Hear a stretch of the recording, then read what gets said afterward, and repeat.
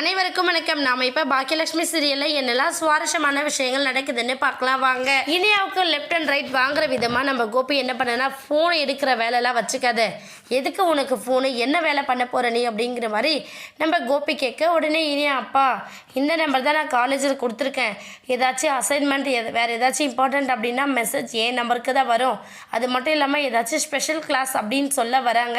இதனால் கடுப்பான கோபி என்ன பண்ண, என்ன மண்ணாங்கட்டி கிளாஸ்ன்னு சொல்லிக்கிட்டு இருக்க இனியா, இதுக்கப்புறம் ஃபோனை தொடர வேலை வச்சுக்காத, உன்னோட காலேஜில் இதுக்கப்புறம் நீ என்னோட நம்பர் தான் கொடுக்கணும், வீட்டில் இருக்கிற எல்லாரும் உனக்கு எவ்வளோ ஃப்ரீடம் கொடுத்தாங்க, உன்னோட வாழ்க்கை எப்படி இருக்கணும்னு நினச்சி ஆசைப்பட்டாங்க, எல்லாரை விட நான் உன் மேலே அவ்வளோ நம்பிக்கை வச்சேன், கடைசியில் நீ என் நம்பிக்கையை சிதைச்சிட்ட அப்படின்னு சொல்லிட்டு நம்ம இனியாவுக்கு செமைய வார்னிங் கொடுக்குறாரு. அது மட்டும் இல்லாமல் காலேஜுக்கு தேவையில்லாமல் யாரோடையும் பேசக்கூடாது, யாரோடையும் போகவும் கூடாது, நீ எப்போ போகிறதா இருந்தாலும் நான் தான் பிக்கப் அண்ட் ட்ராப் அப்படிங்கிறத தெளிவாக சொல்கிறாரு. சொல்லி முடிச்சுட்டு என்ன பண்ணுறாரு கோபின்னு பார்த்தீங்கன்னா, இனியாவோட மொபைலை எடுத்துகிட்டு போயிடுறாங்க.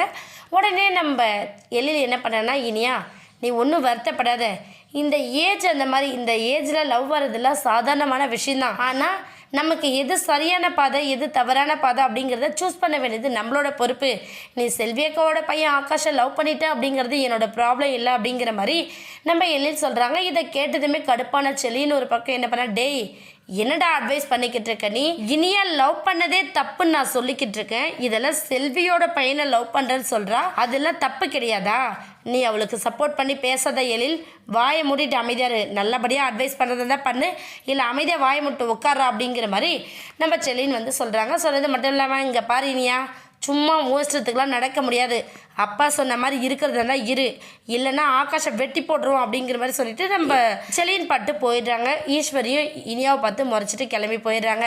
உடனே நம்ம எழில் என்ன பண்ணுறான்னா, சரி இனியா நீ ஒன்றும் வருத்தப்படாத, நீ மேலே போவா அப்படின்னு சொல்லிட்டு நம்ம இனியாவை கூட்டிகிட்டு நம்ம எழில் மேலே போகிறாங்க. மேலே போன வேகத்தில் நம்ம இனியா என்ன பண்ணுறாங்கன்னா திரும்பவும் கீழே வராங்க. ஏன்னா அவங்க அம்மா கிட்ட மன்னிப்பு கேட்கணும் அப்படிங்கிற ஒரு நோக்கத்தோடு தான் நம்ம இனியா கீழே வராங்க. இனியா அப்படி என்னெல்லாம் பேசி நம்ம பாக்கியாவை சமாதானப்படுத்த போகிறாங்கன்னு வெயிட் பண்ணி பார்க்கலாம்.